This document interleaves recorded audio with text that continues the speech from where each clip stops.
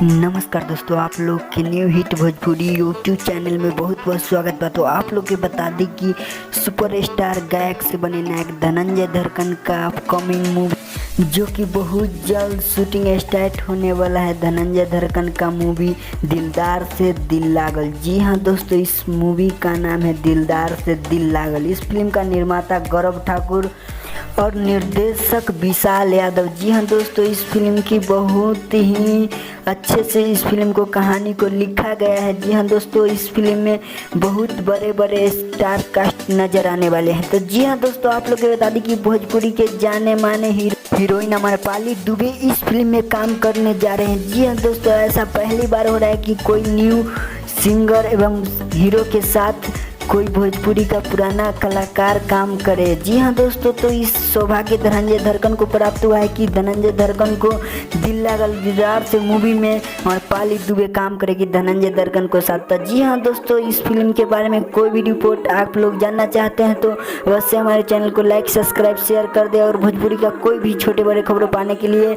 हमारे चैनल को लाइक सब्सक्राइब जरूर कर दे। धन्यवाद।